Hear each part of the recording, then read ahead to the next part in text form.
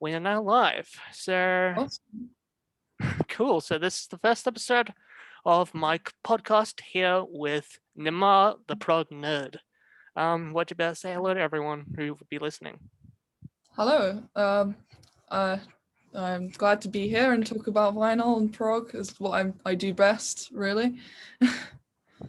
Cool. So that pretty much covers who you are. Introduce yourself. So what's your history with collecting vinyl? So I started when I was about 13, and so a good 5-6 years ago, and it started out when I was in my kind of emo slash alternative phase. So I was getting in like a lot of like Bring Me the Horizon, which was actually one of their albums was my first, addition to my collection, which I've sold on now. But that's what started it off. And then also, my dad also was who was brought up in the 70s collecting vinyl as well, got in, the classic albums, which I then listened to and expanded my musical knowledge, which I'd say that vinyl has actually made me listen to newer stuff or stuff that I wasn't really familiar with before. Okay. I have a relative from England whose name was Jim. He was from Leeds. He decided to give me his original UK pressing of Genesis from 1983 as my first vinyl. So that's pretty much how I started collecting the Genesis vinyl. And then I think with every new couple of years, I would discover new artists. So first came Rush after Genesis, then Marillion, which took me a while to get some of their vinyls. Maybe even a couple of years ago, I picked up Script and Reel to Reel.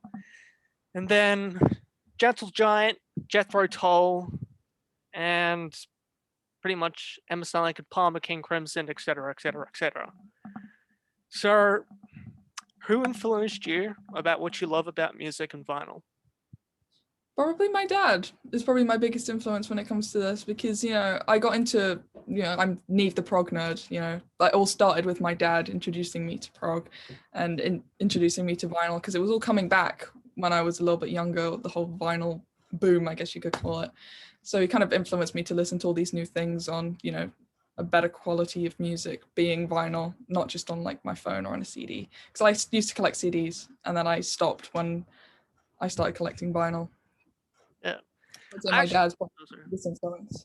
yeah, I actually still do collect CDs, and my biggest CD collection, which I'm actually shaking at the moment, is all my Rush.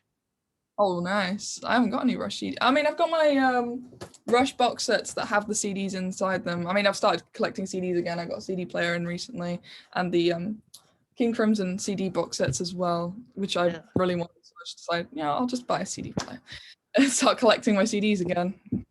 Yeah, I use my computer to play my CDs, and pretty much that's how I get most of my stuff. And sometimes I've actually borrowed CDs from the library. So you remember doing that? You used to go to the library, borrow a CD, put it on iTunes, and then pretty much you have the full album.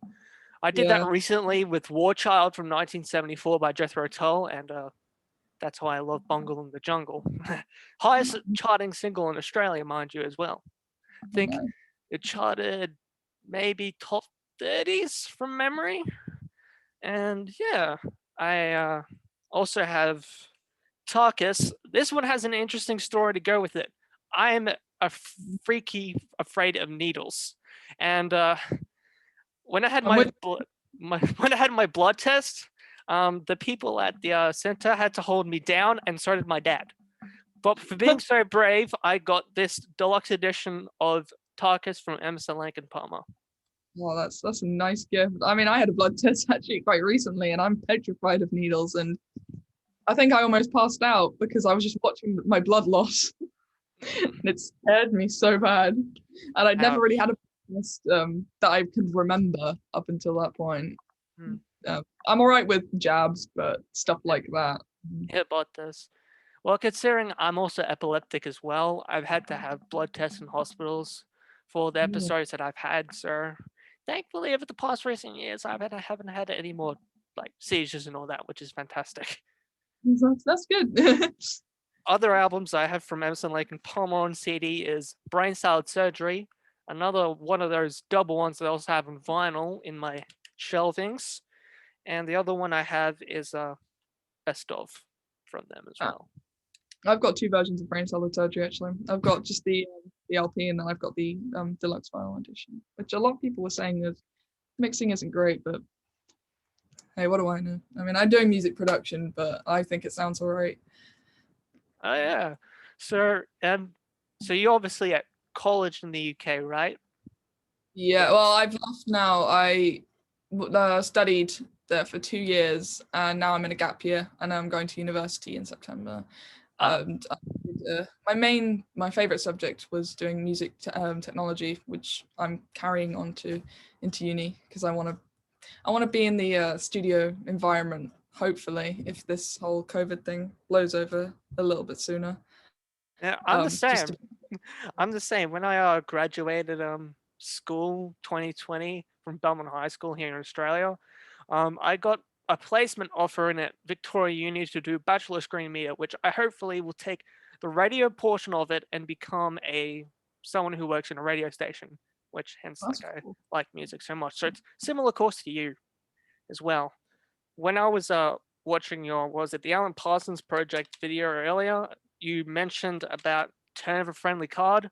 I have that Oh on yeah, CD as well. I actually have that on CD as well because we went up to the attic, me and my family, and we brought down a whole box of CDs, old CDs from my parents' collection, and that was one of the ones that was in there. Obviously, it wasn't owned by my mom; it was owned by my dad, and I just decided to keep it. Nice. I also have Eye in the Sky, the iconic album from 1982, and also Ammonia Avenue from 1984. Nice. I mean, I'm still need to get Eye in the Sky. I'm trying to find a good copy of that on vinyl at the moment. Yeah. Okay, then that leads on to what was the first prog artist you listened to? I'm gonna say Rush, mainly because I watched School of Rock, the film with Jack Black, and there was one of the scenes where he gives one of the kids a Rush album, and that was the only album in that film that he gave that I'd not heard of. So I decided to listen to it, and at first I was a bit like, 20 minutes for a song, that's a bit silly, and then that was before I was into prog, and then I just grew to absolutely love it and discover more about prog. And Rush have probably been one of my favorite prog bands, and probably one of my favorite bands for a couple of years now, just because of their different styles. You know, they have their hard rock influence and their prog influence, which is something that I loved before I was into prog. You know, I was big into like Zeppelin and Deep Purple and Sabbath, and putting that into kind of prog as well with like Yes and Genesis. I was like, yes, this is the best combination you could have. Funny is to say that I actually have the CD version as well. So I'm like, I kind of got a movie prop. That's hilarious. Uh, I've got the deluxe edition box set of 2112. Actually, I invested in it because of how much I love the album, and yeah, got a few copies of that. Same with Hemispheres. I've got a couple of copies of that as well. Cool. My first artist was Genesis, mainly because of Peter Gabriel's Sledgehammer video and how much I love that music video and I love stop motion animation. So I was like, so what is this Genesis about? So in 2015, 2014, when I stopped listening to modern music because I was a heavy listener of the radio and stuff that would Oh play yeah. on the radio, I was like, I'm done with modern music. It's too crap. Let's try and Oh, see I'm with what you what's there. made. Let's see what made this stuff great. So I picked up the archive box set, which is the 3D CD set, which has like the essentials of Genesis music, and that's where I found out about Steve Hackett's solo career, Tony Banks' solo career, Mike and the Mechanics as Mhm. well. So yeah, and it has a really cool image of a side by side of the five members. Oh, that's nice. My introduction to Genesis was obviously I told my dad about that. I liked Rush, and he didn't really know much about them, but he knew they were prog bands, so he started telling me about all these prog bands. And he saw Genesis in '72, I think, so with the Peter Foxtrot. Gabriel, and he was a teenager. It was so cool. And then he introduced me to like Nursery Crime and Foxtrot and stuff like that. And I was like, this is so cool. I love this. So I kind of shifted my music taste, which was mainly classic rock kind of based, which I still love, but I've kind of moved into the more proggy side, which I love, Yeah. as I'm all about it. So you can probably notice on my wall as well. I've actually have vinyl on the wall album covers. I noticed that, yeah. So on the very right is the 12-inch version of My Foolish Friend from Talk Talk. The second one there is Blancmange's Happy Families. That is Presto from Rush. Next to that is Scottish rock band Big Country's Wonderland. You might have heard of Big Country. They're a Scottish rock band. Very popular up your end. And the last one is Garden Party 12-inch by Marillion. Yeah, I noticed. I saw that. That was the Marillion one. Yeah. Yeah, I thought you would recognize the Marillion one out of any of them. So, good. If there was any tour you could see, whether it's from a prog or non-prog artist, what would it be, and why, or favorite tour, or why? Well, if I could go back in time, I'd probably see probably go to maybe the gig that my dad was at, the Genesis one, because that venue is no longer a venue. It's now a shopping center. So I'd probably go back there to that concert. But I probably would have gone to see the Black Sabbath The End Tour, which was in Birmingham up north from where I am. Stupidly missed out on that one in 2017. Yeah, maybe even the Led Zeppelin tour, the O2 in 2008, the one that was just completely sold out in the O2 arena over here. It's a lot of the kind of bigger acts as well that I probably would want to see, bands like Yes and King Crimson, all with their kind of best lineups as well. ELP, which is one that I never got to see and will never be able to see. My dad, which I'm very jealous about. But I think the main one that I kind of regret is the Black Sabbath one, because I was just about getting into them at that point, and then I didn't know that they were never going to be touring again. So heartbroken. Or maybe even Queen with their original lineup as well. I was lucky enough to see Queen last year when they came to Australia with Adam Lambert. That was fantastic. I saw that tour as well, over here as well. Cool. I thought they were good. Okay, so tour for me. For prog artist, it would be Rush's Hold Your Fire tour. Probably, again, Birmingham when they filmed the Show of Hands VHS. And if it's non-prog, the Big World Tour here in Melbourne from Joe Jackson. My media teacher went and saw him in 1986. So, oh, nice. So, next question. First vinyl you bought and when was it? First album I ever bought was Sempiternal by Bring Me the Horizon in about 2014, 2015. As I said, I don't have it anymore, but I guess it holds a place in my heart still, because that was probably, they were my favorite band for a long time before I kind of improved my music taste, some may say.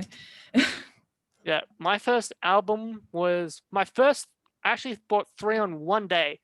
It was Split Enz' Corbury from 1981, Genesis' Abacab from 1981, and then there were 3 from Genesis. So I pretty much had a good start with Genesis, getting all those 2 and also starting the Split Enz collection as well, which Split Enz are a New Zealand art rock band here who had prog beginnings, but turned pop. So the rarest record you bought, whether it's a rare person or from way back when, or just a rare record in general? Well, I don't have it in my room at the moment because it's downstairs, but it's Oyster Head. Maybe you've heard of them. They're a super group with Trey Anastasio, Les Claypool, and Stuart Copeland, and they only released 1 album, and it's very, very hard to find on vinyl. And we were actually able to track one down because we listened to the album because we were fans of Fish, we were fans of Primus, we were fans of The Police. So put them all together and you've got a really, really great modern prog album. Yeah. I got 3 rare probably albums. One is the Australian pressing of the 12-inch from Microkid from Over 42. This goes for about $90 on Discogs. Not kidding. No. I had to check this before I bought it at a record store in Melbourne for $8. Oh, wow. And it played fantastically. The other 2 you might have actually heard about when I was talking to you on Instagram. My 2 Australian pressings of The Power and the Glory from Gentle Giant and Civilian, their last album. Never been sold, these copies of both albums on Discogs. Oh, wow. So I'm kind of like, kind of early Beatles pressings as well, actually, that I found in a record shop, like very, very early. I think one of them is a second pressing and the other two are first pressings. I have a first pressing of Sgt. Pepper's at home that I found in a record shop for like 35, 40 pounds. And I checked it and I was like, why is this? I can't believe they sold this to me for 40 pounds. It's going up for like 150 to 200 on Discogs. It's incredible. Yeah. Tell me about live bands you've seen, like over the years. Some of them are going to be quite embarrassing. But my favorite gig, the last gig that I saw was Dream Theater before the lockdown, which were incredible. I managed to get my dad to listen to Dream Theater after that. I've got all my tickets up here. I've got Tedeschi Trucks Band, Queen, Adam Lambert, Leonard Skinner, ZZ Top. I saw the Eagles as well a couple of years ago. You saw ZZ Top? Oh my god, Yeah. I love ZZ Top so much. I saw them 2018, I think. Oh, 2019. Yeah, 2019, because that was our summer of concerts.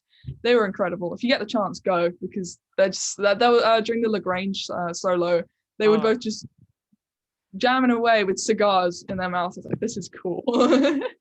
You can actually see I've got on my desk there, I've got a Billy Gibbons figure I got from Pop Culture, which is a local store here in Geelong, at their warehouse sale, which would have been around about $200. I got it for about $150. Oh, nice. That's a cool statue. I've actually got a replica of one of his guitars on my shelf. That's one. Oh yeah, I've seen on your videos you got all those guitars sitting on your shelf. Yeah, I think a lot of people want to see those. It's just there's a few that bands that I don't listen to, but maybe I will show them. There's Led Zeppelin ones, some Avenged Sevenfold ones if you listen to them, and yeah, maybe I will show them off. I mean, other guitars I've got this really cool pin I got from a vintage market of a Jimmy Page's double neck guitar. Oh yeah, I've got a statue of his double neck actually. Yeah. Live bands I've seen, when Steve Hackett first came to Australia on his Night Siren tour, I got tickets to see him, which was great. Awesome. And I saw the Genesis tribute band for Australia, Entangled. Oh, nice. And I personally know them, so they may be coming on the next podcast. But that's great. Other than that, I've actually not seen many gigs in my time. I mean, concerts are expensive. These days, yes. I mean, back then they were pretty much the price of a record. Yeah, my dad was telling me that he went to see like bands like Genesis for like £2. It's like, no, what? It's insane. I think King Crimson has said if everything goes to plan, they'll be coming to Australia. So I'll be able to do that. I'm kind of lucky with a lot of these bands that I live in their home country, so they tend to. All my favorite acts, all my favorite bands of all time are British. It's insane. It's depressing that we came out with all these great bands, all these great prog bands, all these great rock bands in general, and all of a sudden, early 2000s onwards, the music just got progressively worse. Like radio music just got progressively worse. And it's like, how do we go from the best bands in the world, like Led Zeppelin, like ELP, King Crimson, whatever, to Harry Styles? So Harry Styles, One Direction. How did that happen? I think the last greatest solo artist, I think from the UK, and I'm gonna be brutally honest, Nick Kershaw. I don't think I've actually heard of him. Nick Kershaw was a great solo artist, actually one of Mum's favorites. She actually introduced me to him. One of the greatest solo artists, I think, honestly, from the 80s that I've seen from the UK. Very private with his life from the press, hence the Radio Musicola album that I had put on my Instagram page. And I just think his style of music is something we don't see often in a solo artist these days. Yeah, I mean, I think that Radiohead and Muse are some good bands also who are still around in the UK and have maintained popularity. But other than that, I can't seem to think of any. I mean, I'll turn on the radio and I'll just think, how do people like this? I don't know. I mean, because I'm going to be honest here. Back before I was collecting vinyl, all that kind of stuff, I liked things. I liked things like One Direction. Oh like my God. I was a One Direction fan. I liked pop music, and I could tell in my dad's face the disappointment. And then I discovered Radiohead actually, and that kind of took my music taste from One Direction to stuff like Fall Out Boy, Panic at the Disco and stuff. Yeah. Weirdly, but if you've heard of Radiohead, then Talk might be another good band for you as well. Add it to your list. My dad loves Talk. We've got a few of their records actually. Yeah. I can't remember live or not. I don't think so. But, we do have some. To introduce the singles box. These here are all my singles that I have collected probably over the past, and also all the time that I've collected records. I've started using Discogs recently to collect records, but I mainly had to scour out either eBay or secondhand record stores. And things really don't get easy to find, especially for prog. But recently, I got lucky with Bungle in the Jungle by Jethro Tull on single Australian pressing. That's cool. That's an original. I'm singles collector. I mean, I got some old stuff that my dad brought down from the attic. But as you said, I mainly use Discogs and eBay now. I used to use Amazon quite a lot, but then just decided to support local record shops instead. Yeah. I don't mind waiting the extra 2 or 3 days if it's not coming from. Yeah. I've got all my Talk in here somewhere, all my singles. Like, I bought a lot of them when I was big into Talk at one point. I still am. But yeah. Okay. Next question. Let's see. In your view, what makes a perfect vinyl, either non-prog or prog, and can you find an example of one? A perfect record? Was it as in like with just all perfect songs? Yeah, my favorite all album? round. Like, what's an all-round perfect record for you? Oh, good question. You know what? I'm gonna pull it out. I'm gonna say, if I can get it out. This is a different copy of it. Close to the Edge by Yes. This is absolutely perfect album. This copy as well, because this is the Steven Wilson remixes. I've got this one, the one that you have as well. I got the original one. Oh, sweet! That's cool. That's neat. I got this one. Anyway, I got this one from Ballarat, which is a regional town here in Victoria. I think it's an original Australian pressing as well. Oh, that's cool. Well, this one's the Steven Wilson remixes, but I'd say that this album, start to end. Yeah. I have no words. It's just probably one of my favorite albums of all time. I'm definitely in the top 5 albums of all time. I mean, when I started listening to Yes, I started out with what my dad recommended me, which was the Yes album, and from then on, I loved it. So I listened to things like Fragile, Close to the Edge, Tales from Topographic Oceans, Relaya, and I think out of those 5, this one's probably my favorite. It's got a good place in my heart as well. I kind of introduced it to my dad in a way. For me, my perfect prog record, do I have it on me? Probably the Swan Song to Fisher's era, Clutching at Straws. Oh, nice. Was my choice for a perfect prog album. And I actually really like this one. It's probably my favorite album cover that Mark Wilkinson did for Marillion out of all his time in there.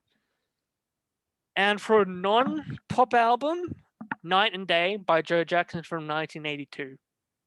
Really experimented with different genres and helped open up what would become the future of his work. If I had to pick a non-pop album, probably somewhere amongst all that. Yeah, probably something like probably OK Computer.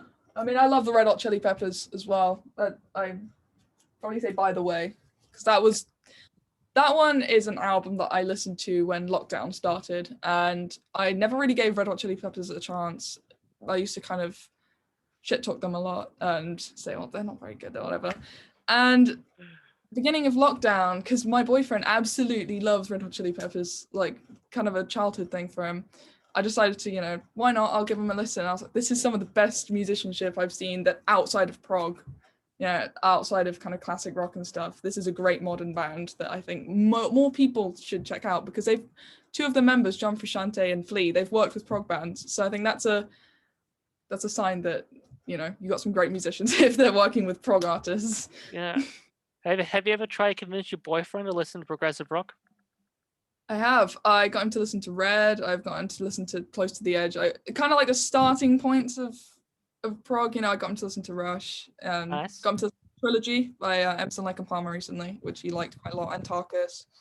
I'm in the kind of process of eating him into things like, you know, Gentle Giant, Van de Graaff Generator, kind of like the kind of not the big names of prog, you know. Not yet. That's Not for yet. later.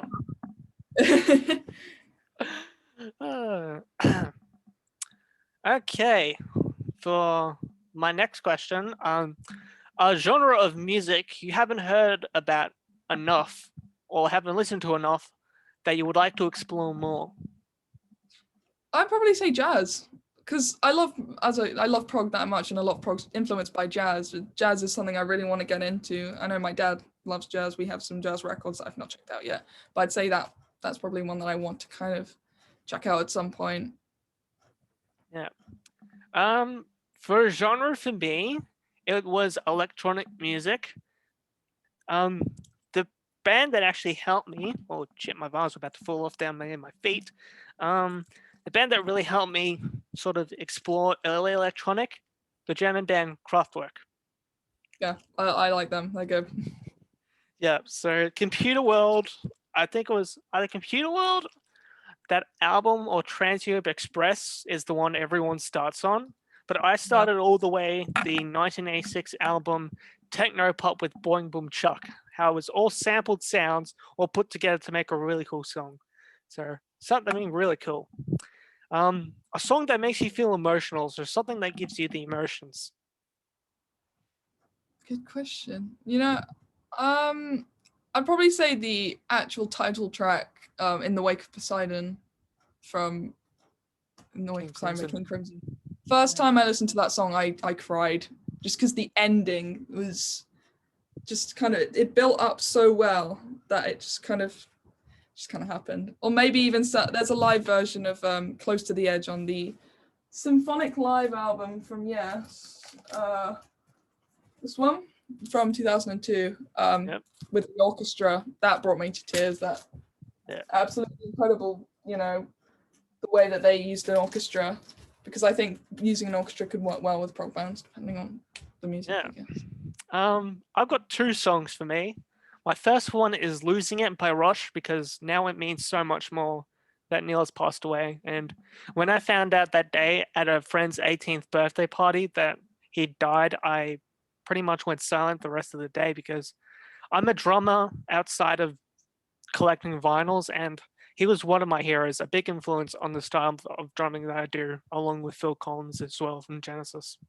Yeah, so I remember when I heard about it, I think I was at a friend's house and I was actually in a pretty good mood that day. Yeah, I probably found out something good. And I think my dad texted me saying, well, Neil Pitts just passed. And I didn't believe him. I was like, what? And I checked Twitter and stuff like that. I was like, no.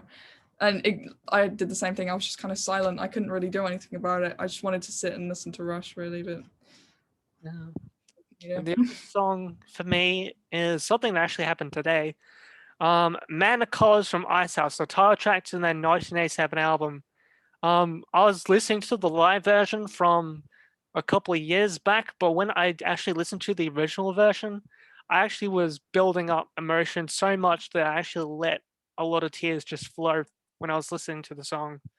I was like crying, and I had to tell Mom, because she's a massive Icehouse fan. You know, she's like, that's music for you, does that to you. So that's why it now remains probably my favorite Icehouse song of all time. I think if music can bring you emotions like that, then you know it's good. Yeah. You don't really find that now, you know. It's a shame. Yeah, indeed. If there was any musical instrument you could learn, which one would it be and why? I'd love to pick up playing piano again. I mean, I know the basics, but I just love to kind of take it forward, because all my favorite prog bands, a lot of my favorite bands, all have keyboards players, all have piano players, and just seeing them being able to do that, you know, people like Keith Emerson or Rick Wakeman, you know, I want to do that. You know, I'm a bass player myself, but if I had to pick up an instrument, I'd probably try and do something, or maybe even the flute, because there's a Ian. very progressive, with Peter Gabriel and Ian Anderson playing the flute. That's really kind of. I Yeah. want to do that. I want to add something to my sound. I want to do the flute, and it's Ian Anderson and his on-stage antics that got me into it. Yeah. I also really want to form an Australian Jethro Tull tribute band because I think I could pick up the flute and I could also pick up the guitar, and I really could nail down his vocals, especially his Under Wraps era vocals, where his vocals really started to strain. But on the tour, he pretty much said no against all doctor's orders and toured Australia. And when he toured Australia, his vocals broke.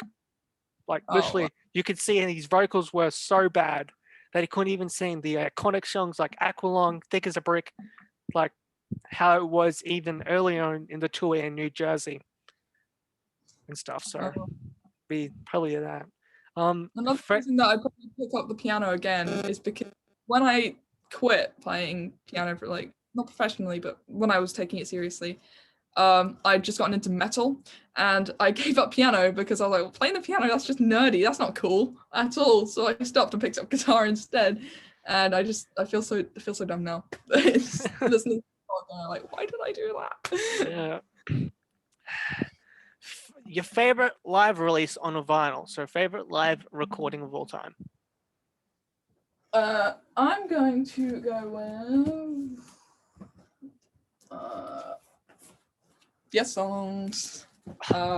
Absolutely incredible live album. This one's a company pressing, but I think that the live versions of Starship Trooper, Close to the Edge, and You and I, Heart of the Sunrise, all great live stuff on here. And yeah, I'd probably say this one, or I've got to bear with me. Going up to. I can get it out. If you can, that's okay. Welcome Back, My Friends, to Show That Never Ends. Emerson, Lake and Palmer, another great live album. I love the live version of Tarkus on this as well. And the Carnival 9, which is very good on that. I also own a copy of Yes Songs as well. This one was given to me by one of Mom's friends' parents. He said they were clearing out vinyls, and they said if you wanted the Yes Songs, we can give it to you. So I got this one for free. Nice. My favorite live album, and I did bring it here with me. I was just sorting out a whole bunch of vinyl before I started. This is the 1977 Seconds Out from Genesis. A classic choice for live. The live sup is ready. The live dance on a volcano. Fantastic. Oh, I'm yet to get that, actually. Yeah. That one, the Seconds Out one, costed me $35 from a vintage market here in Geelong. So you might be lucky because obviously the UK has a lot of precedence of that stuff, but here in Australia, it's a very limited market for vinyls, and they really pick and choose of what comes into Australia. So usually, if you find an Australian pressings, they're going to be more expensive. Oh, nice. I'll take a look at that. Yeah. So what band that has gone their separate ways would you like to see come back, regardless of dead members or retired members? ELP. ELP. All the way. I mean, I'm wearing an ELP shirt today. If I could revive Greg Lake and Keith Emerson, get them back together with Carl Palmer, and that would be a show to see. Definitely. Yes. My dad told me that he saw them live. I was like, oh, I have to. Hearing their live stuff, I wish I could have been there to see that, or maybe even Rush and King Crimson as well. Yeah. The live one the band I probably would love to see come back. Gosh, so many. Gentle Giant would be one. Of course, they're like the medieval kings of prog rock. The original lineup for Steve Haggett's solo career, that went from the first album all the way up to, I think it was Highly Strung. That's a great lineup as well. And also, it was here somewhere, it's just on the top of my mind, the original lineup for Marillion with Fish. Yeah, but definitely. I'd love to see more work, just them together. And the shirt I'm wearing today is the Wool shirt from Pink Floyd. Oh, sweet. It's a great album. Yeah. what was the best year for music in your opinion, and give some examples of albums that came out in that year. Oh, that's a tough one because I've got like a decade, which I'd say the 70s. But if I had to pick one year in particular, probably 73, because 73 is known for being like the year of prog albums. So I'd probably say that's probably my favorite year. Yeah, either that or 72, because of, Trilogy came out in 72. So that's another one for me. Yeah. But those two probably my favorite. Yeah. I'm with you as well at 70s. I would say 76. So you've got Trick of the Tail, which is obviously the first album without Peter Gabriel, and it's one of my favorite Genesis albums of all time. You have Too Old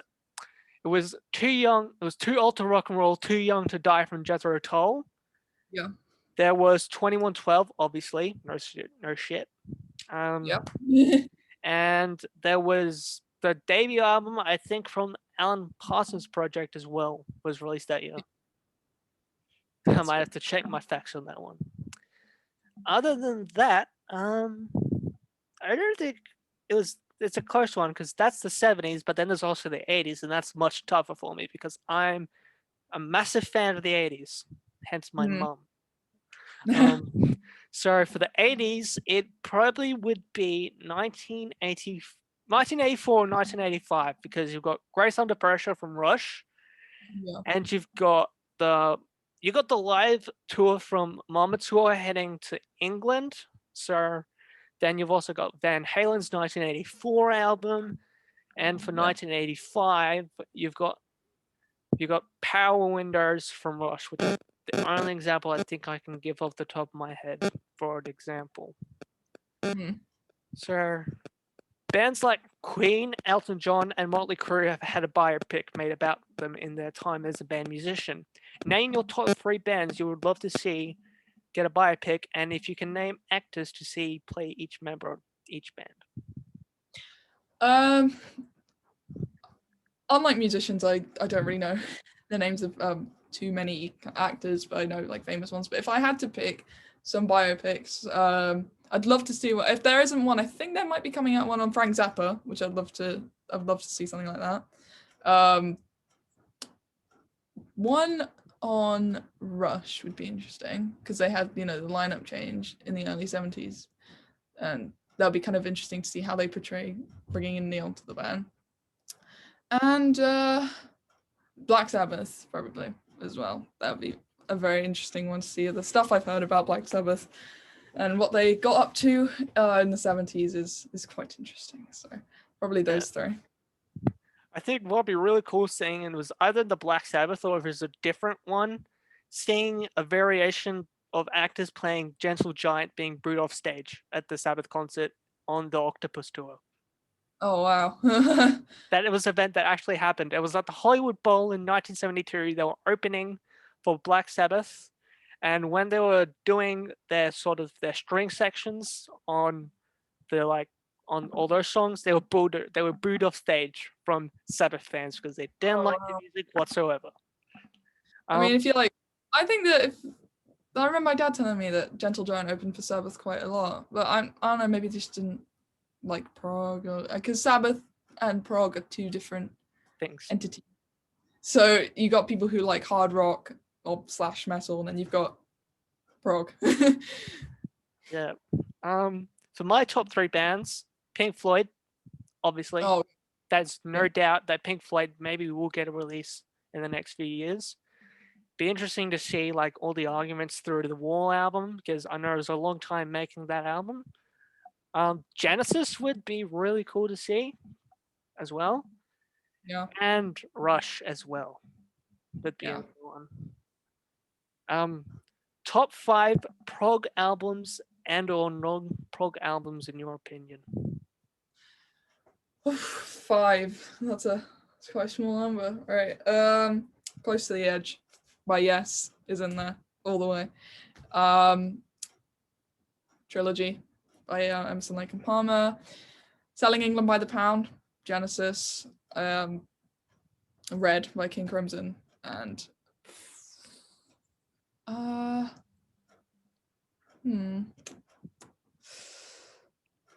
Hemispheres by Rush.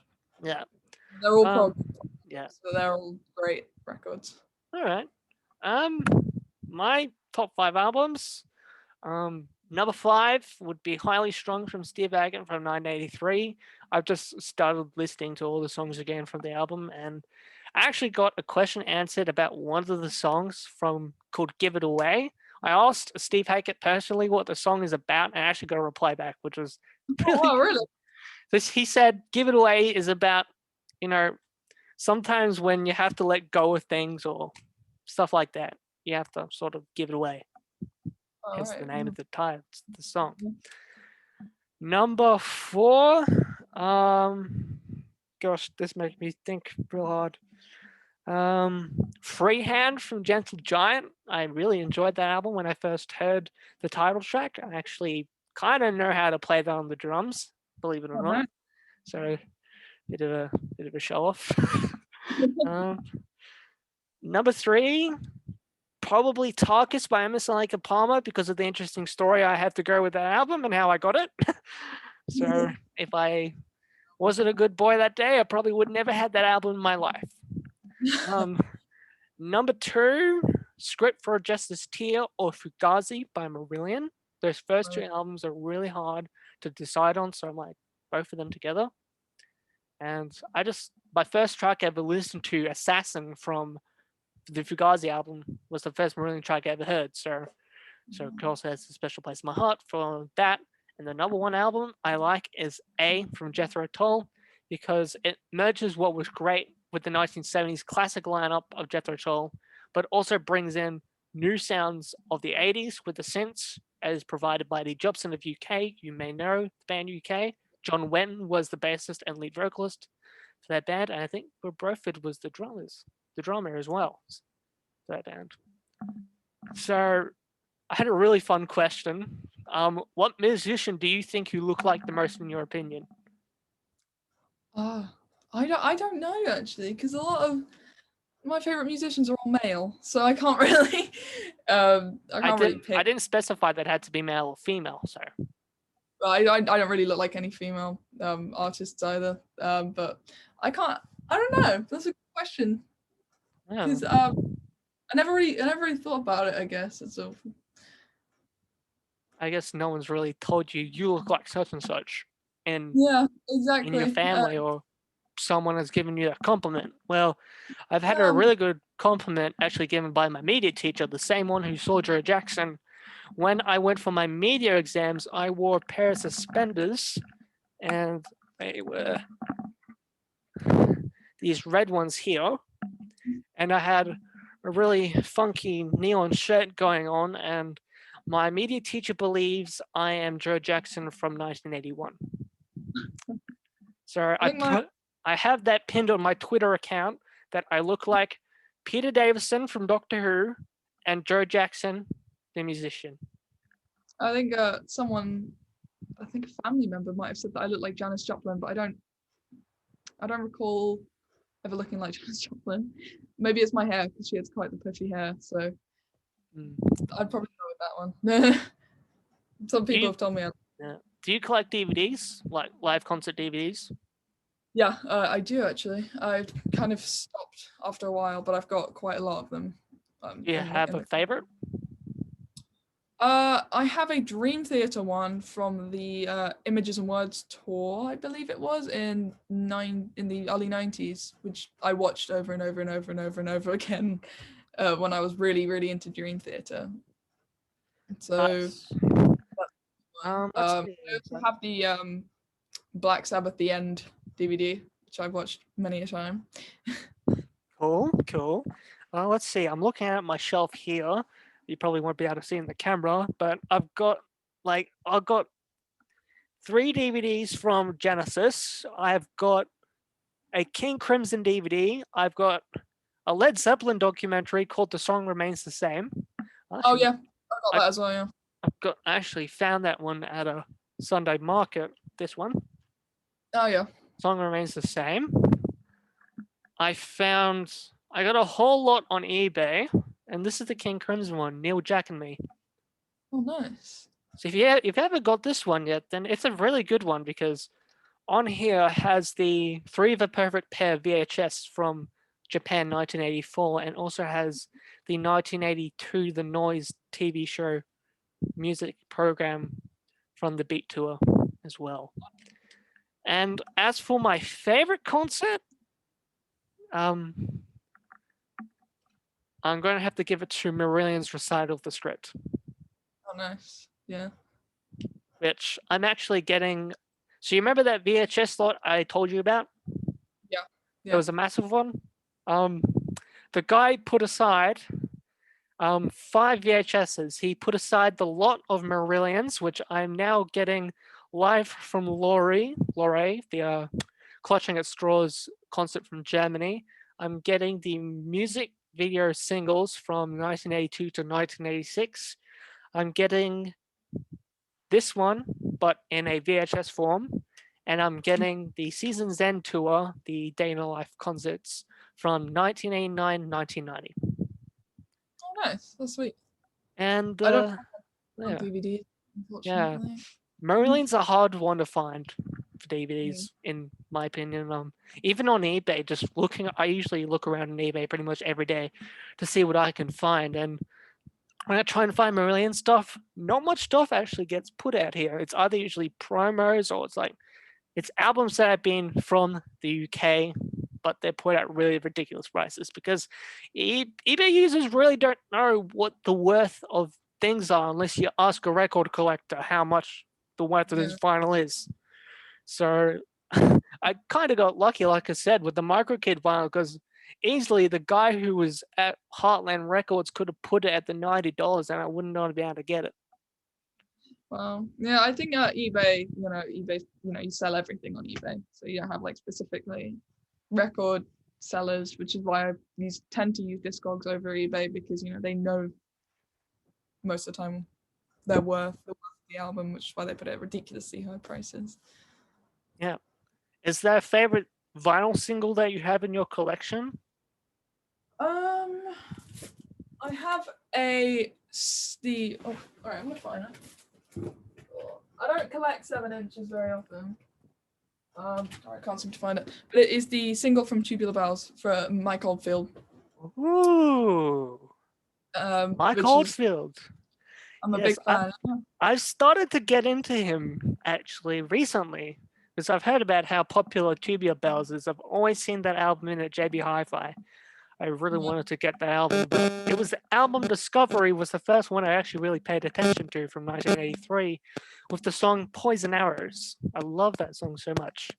On the Dawn and Target's Bridge are also very brilliant albums. If you have the chance to check them out, I've got both of them in my. I'll definitely add those to the list. Like I said, I've got my box here, which I'm actually just flicking through what I've got. Like I've got a lot of UK pressings, not gonna lie. So mostly like this one, for example, was this one UK? I think it was. I got lots of these ones from the UK from Level 42. Duh. Oh no. Level 42, very popular, sophisticated pop band. If your parents probably would have heard of them, of course. Yeah. Let's see. Just trying to find it. They're so tiny. You have to really get your fingers through it. My 7-inch singles are kind of hidden behind some of my albums there. So. I'm starting to come across all my Talk ones. I think in my life I've only managed to get a few, but the ones I did get were what's this one? Life Is What You Make It. That's their biggest song, I think, over your end. Yeah. Was it? Or is it It's My Life? It's My Life. I don't know. One of those two songs. Living in Another World. That's very cool art. And the self-titled as well. From the self-titled debut album. As for my favorite single,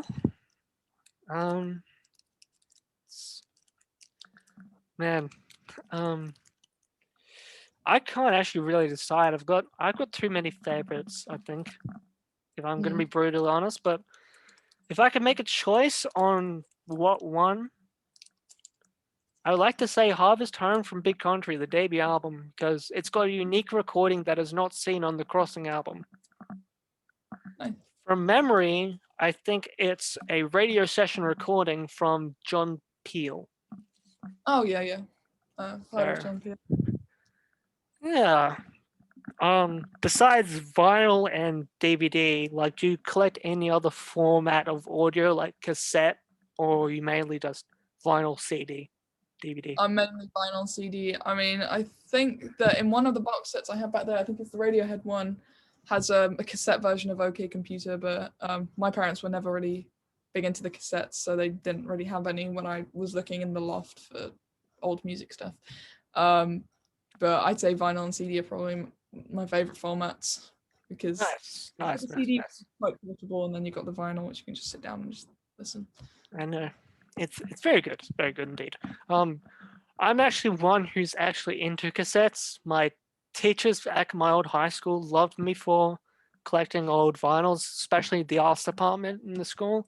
They really loved seeing what I got each time I came to studio arts.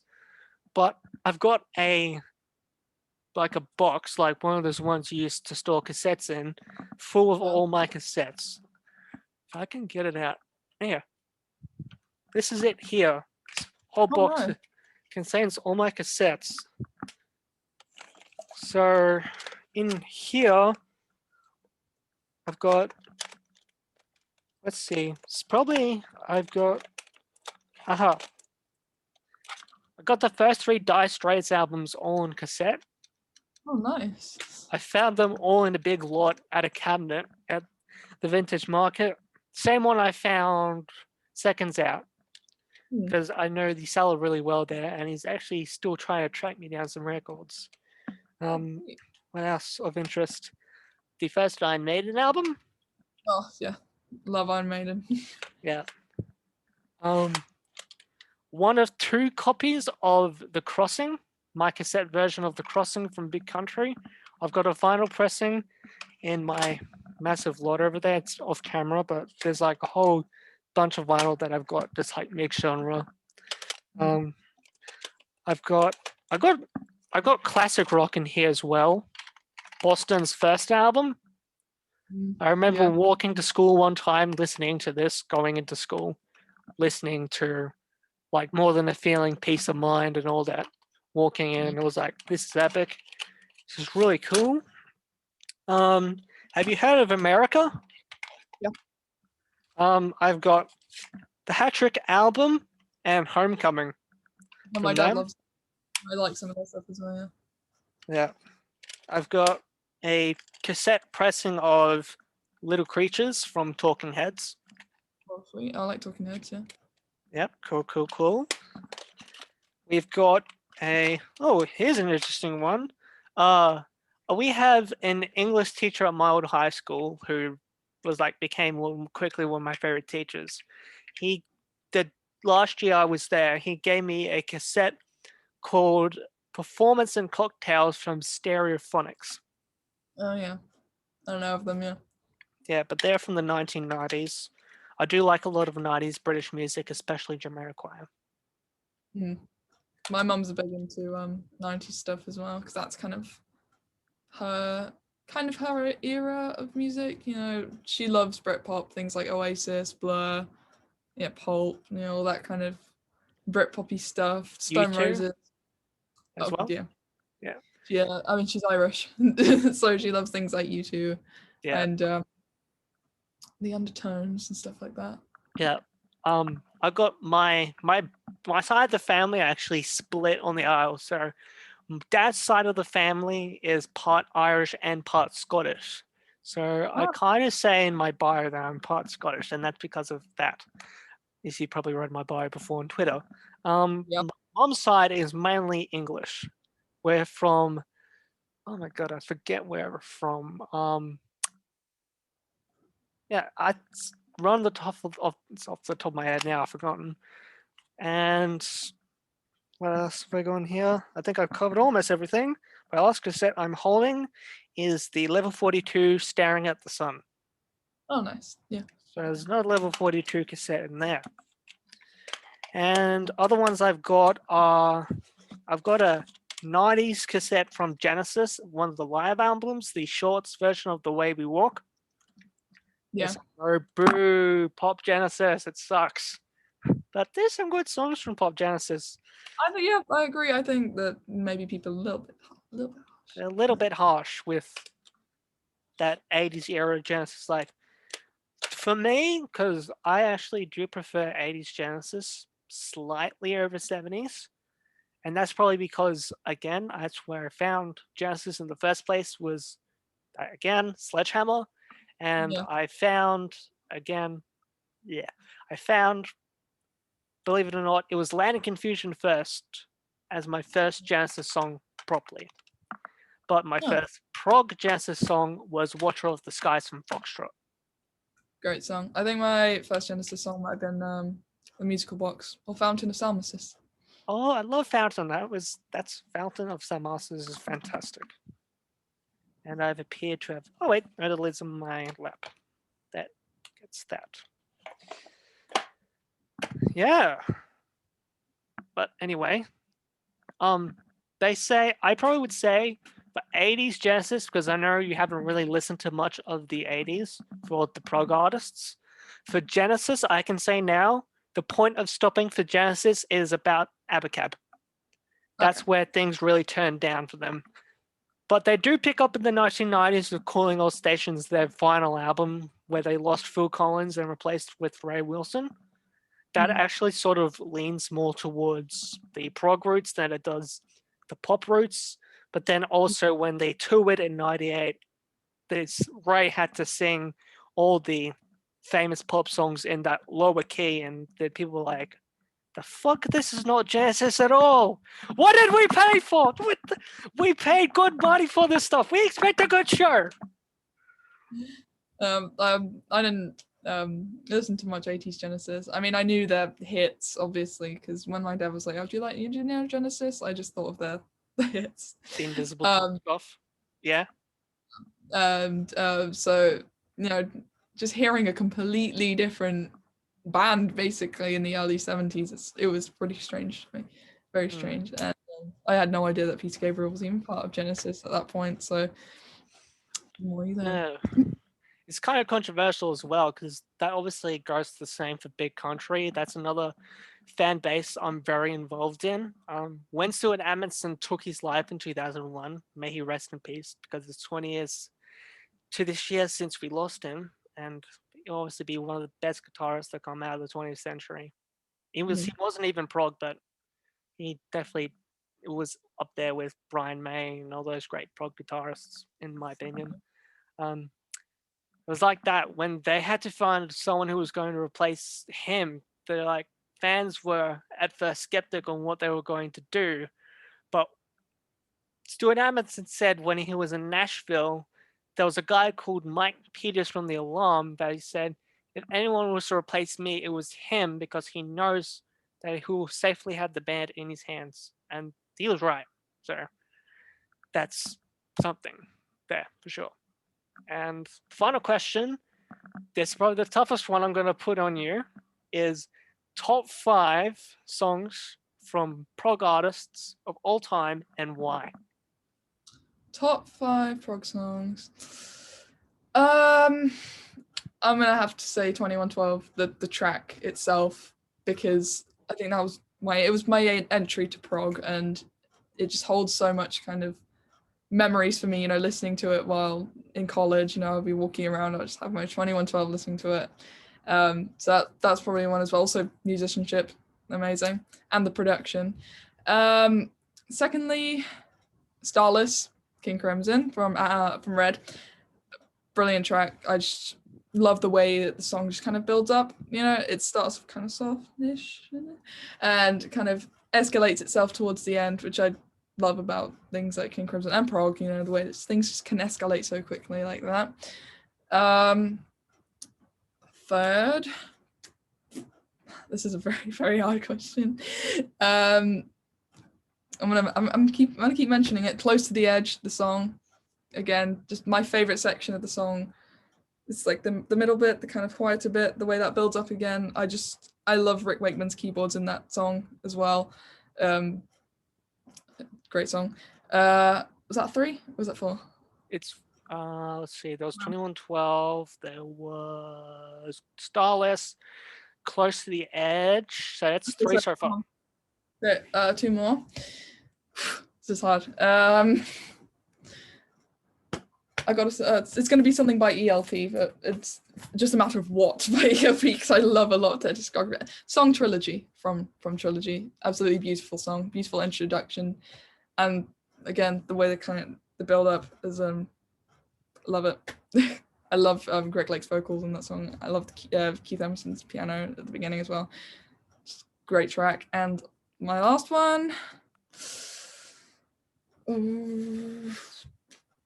I'm gonna say Tarkus, 2 ELP songs in one, because that was the first ELP album and song really I listened to, and I listened to that before Lucky Man, surprisingly, and that album was one that my dad introduced to me, and I remember I have a story attached to that album. I was in the library at my college and I was working and I didn't know what to listen to, so I was like, I'll give out this weird album that my dad recommended me a go, and I had to stop this was an assignment that was due the next day, and I had to stop because I was like, I need to listen to this properly. So that album holds a lot of kind of meaning to me, as well as that song. So I'd probably say those are my 5 favorites. Right. Cool. My 5 favorites. Let's have a look. Number 5 is Subdivisions from Rush from the Signals album. Of course, Great you're album. very unfamiliar with that sort of post exit stage left stuff. So I mean, I've listened to that album. Signals? Yes. Yeah. Okay. I love. So cool. I think that's the last album that I've listened to of them so far. Well, I'm gonna tell you now, your Rush are still good after Signals. They redeemed themselves in the 1990s when they lose the keyboards. They go back to what they were famous for, and I think I've got the album for it here. It's the one that corresponds with the Evening with Rush album. This is actually a bootleg. This album goes back to what they were famous for in the first place. Test for Echo from 1996. So Subdivisions was the first one that I heard from Rush, and it was also the first song that I properly learned on keyboards. Oh, nice. So I can literally say to friends, I can play a Rush song for you, and you can't because you don't like prog rock. I am very biased in my opinion, and I do not give a single shit at all. Yeah, I don't have any friends who like prog either. No, I mean, I get my boyfriend into it, but a lot of people are just kind of like, it's too long. Avoidant. They're avoidant of it. Yeah. Number 4, I'm going to throw a wild card at you, but Steel Monkey by Jethro Tull from the 1987 album Crest of an Ave. So the album itself shares a very cool story. At the 1989 Grammys, they caused a massive upset against Metallica, who was set to win the award for Best Hard Rock Heavy Metal Performance. Crest of an Ave bet it, and Jethro Tull didn't show up to collect the award. They proved that a band that is literally ungenreable, that can't be identified on any genre at all, can win against a really, really popular metal band. Yeah, that's interesting. So yeah, Steel Monkey at number 4. Number 3, Dance on a Volcano. That one, again, is another prog song I can play in full on the drums. And when I played on acoustic drums in my last year at school, when I just started doing that at lunchtimes, it was really cool to hear it on an acoustic drum kit, other than my acoustic one that you see behind me. Yeah, I saw that. Yeah. Number 2. Gosh, shit, this is gonna be hard now. It's like you. I can't really decide because there's just so many good ones. So many good tracks. There's so many different tracks. I would say Fugazi, the title track from Marillion from that second album. That when you might remember, obviously, way back in 2020, or maybe, it was this year even, when the White House was stormed. for 72 hours, all I could think about was Fugazi by Marillion. That last lyric, "This world is totally Fugazi." Because Fugazi means damage beyond repair. So American society was totally Fugazi for 72 hours. And I was like, that song hits so well. And number one, I am going to go for something from Steve Hackett. And I'm going to say Every Day, because that was the first song I heard officially live from him when I saw the concert in St. Kilda. And I actually just really love that song in general. It's a great song. And that's it. That's everything I wanted to talk about. So thank you for staying up so late up your end. I hope I didn't keep you up too late. Do you have any more questions for me? Like anything you want to know about me? Yeah, on the spot. So I'd probably. Are you much of a Yes fan yourself? Yes. I'm not just saying that. I am. So. Good album. Favorite album? I would say either Fragile. That obviously holds for me Heart of the Sunrise, which is the massive 10-minute, 11-minute piece track that closes the album, or Drama from 1980, which features Yes crosses over with the people that made Video Kill the Radio Star when John Anderson and Rick Wakeman left. So there's Tempest Fugit, Into the Lens, I think was one of the other tracks as well, and Machine Messiah from that album. I haven't actually listened to that yet. I'm kind of just in the 70s Yes at the moment. Yeah, once you kind of leave that, once you kind of get out of that period, it's kind of touch and go.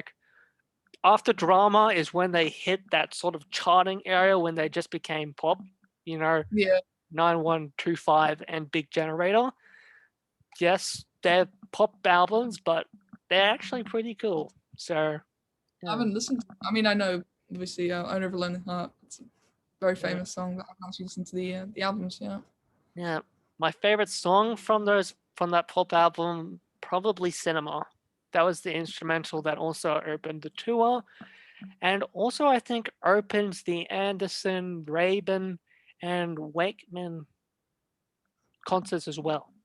Yeah. Or at least was in that set list, which you can actually buy their set list and tour programs off their official website. Oh, nice. Yeah, I think I saw that actually. Yeah, I actually, when I was actually looking at that lot of VHS, I checked out all the Yes stuff, and one of them was the Anderson, Wakeman, Bruford, and Howe Yes Evening concert, which is the double VHS, when they played America and England. So I've got that.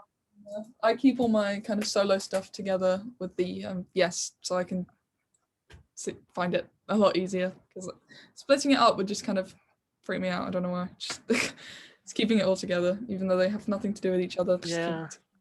I usually just, when I get a new album, I just put it in the shelf. It's become it pisses me off now because some of them are pretty thin and some of them are pretty thick. In the Court of Crimson King, it's nice and thick, but then you've got ones like Foxtrot and it's really thin. So where did that album go? Oh my god! Doesn't help that the King Crimson ones don't have their name on the spine either. Yes, so it's okay, I gotta guess. Is this? Oh, that's Red, right? Oh, that one's Lux. Right, I was looking for that. Yes. You probably would ask me as well if I'm an Emerson, Lake and Palmer fan. Yeah, I was probably going to ask that at some point. Yes, obviously the Blood Test Story probably is another one of the reasons why I'm a big fan of theirs, because the Tarkus album, especially that opening portion of Tarkus Eruption, that is one of the hardest tracks I think I've ever played on a drum kit. Really hurts my hands and it really hurts my legs. So, Palmer, you son of a bitch. Why? I also like when they did the 80s lineup with Rainbow's drummer Cozy Polwell, that one-off shoot they did in 1986 with Touch and Go, that big song. Yes, that's so good. And the corresponding tour, like I said to you, how he played all those songs so well that Carl Palmer wrote, like Pirates, Tarkus, Fanfare, Trilogy, Hoedown, all those great songs. He played them really well, and it's sad because now all of them are dead as well. So Cozzy, Keith, and Lake all dead. So dead band playing heaven, as they say.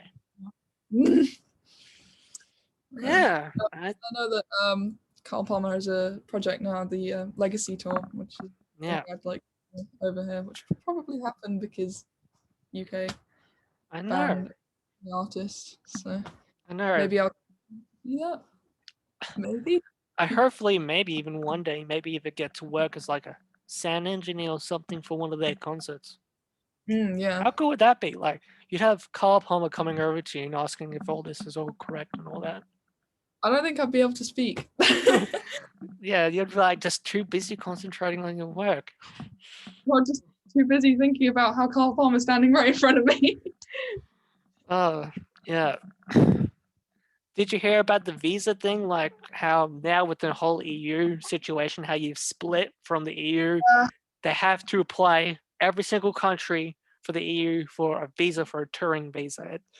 It's rubbish, honestly, because bands like Marillion, Fish, well, Fish now he's retired, but Marillion are very popular in Europe, and you know, I'd hate for them to just quit because they can't tour Europe efficiently without having to go through every single border security.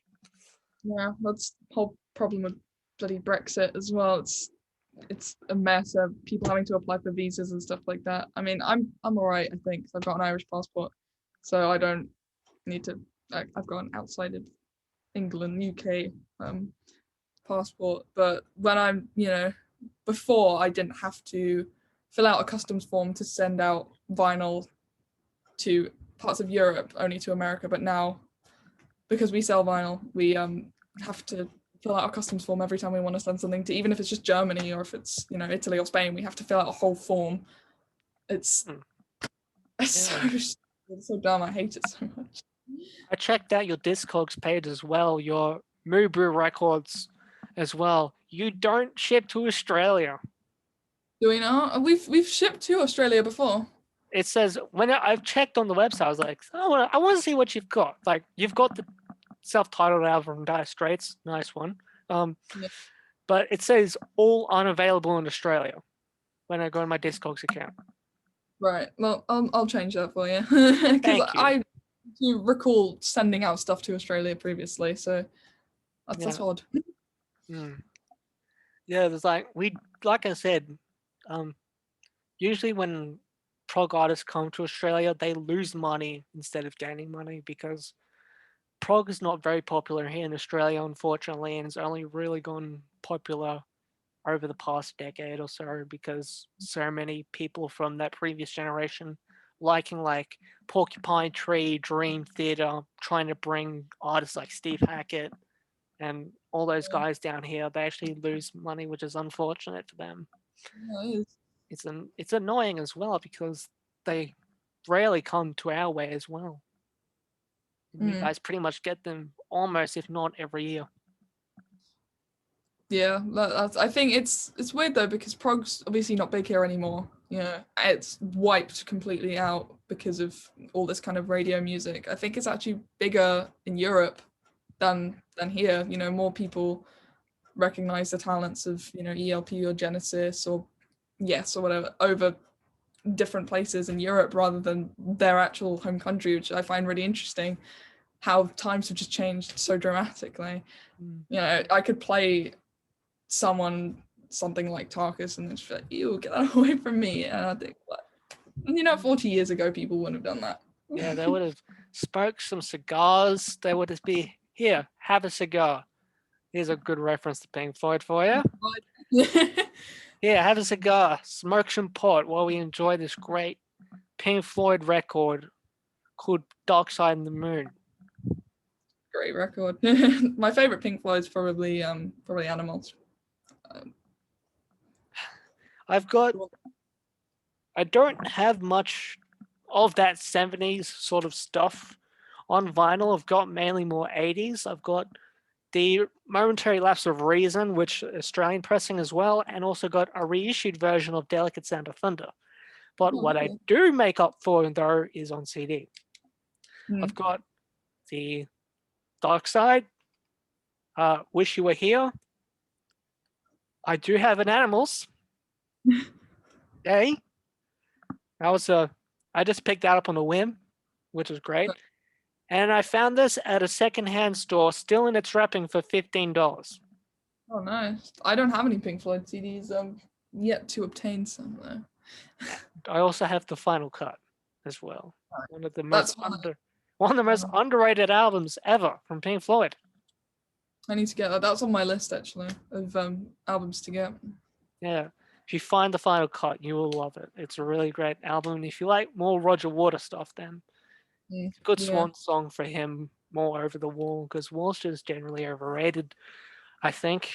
I think the Final Cut was more of a proper send-off for him, and he still performs. Like, I know when he did Hitchhiker and Radio Chaos, which was the 1987 tour, he performed Not Now John, which was never performed by Pink Floyd ever, outside of tribute bands and Roger Waters solo. So, yeah. No, I find it funny how, they have so much dispute in the band and, they managed to get all of them together for the Live 8 concert in 2000. I don't know, somewhere in the 2000s, could have been 2008.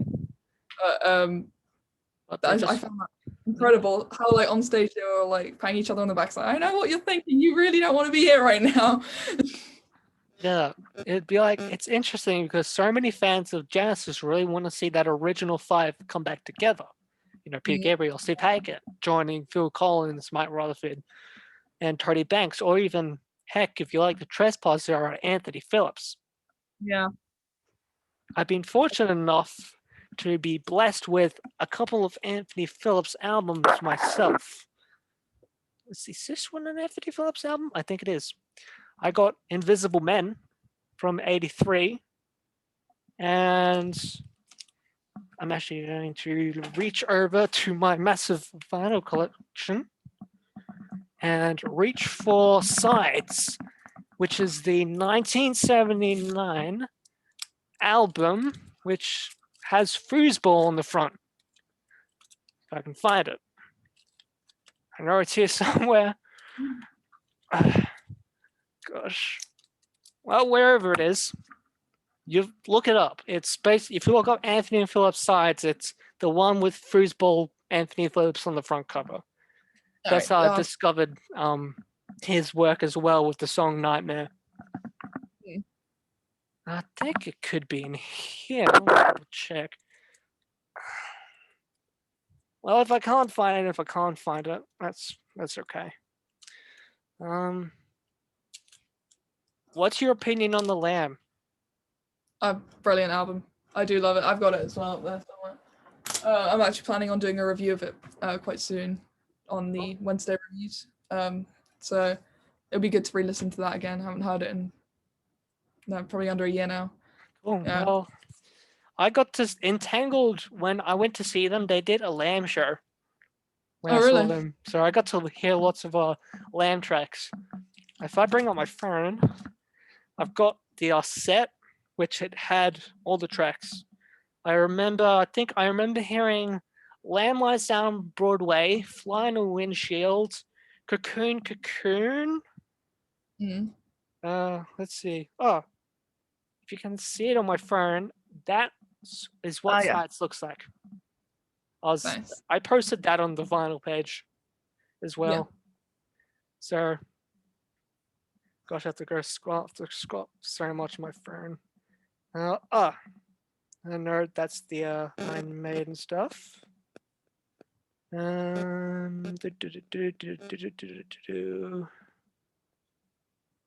Gosh, I got so much crap on my phone. It's not funny.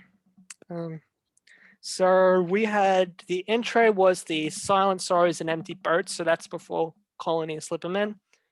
Lamb Lies Down Broadway, Fly in a Windshield / the Broadway Melody of '74. Cocoon Cocoon, Back in NYC, Hairless Heart, Counting Out Time, Carpet Crawlers, and the In the Cage medley. Lovely. That's all the songs they played from the Lamb. The rest was other albums.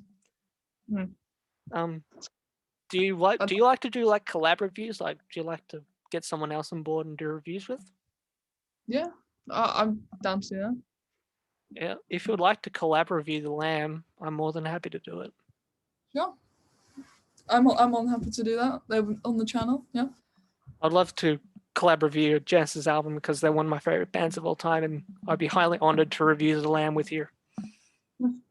Lovely. Well, when I get around to uploading it or recording it, I'll let you know. Yeah, and we'll do the same thing again, and we'll talk about it. Yeah, that'll be good. I'm cool with you. About it. Cool, and I think that is officially it. Thank you for coming on. Thank you for taking time out again. And yeah, whenever I see you for the Lamb Lies Down Broadway review, will be then. But until then, this is me and Niamh, or however you pronounce your name, because for God, Lord, I do not know how to pronounce it. So Niamh. Niamh. All right. This is Liam and Niamh signing off. Thank you for listening. Bye-bye.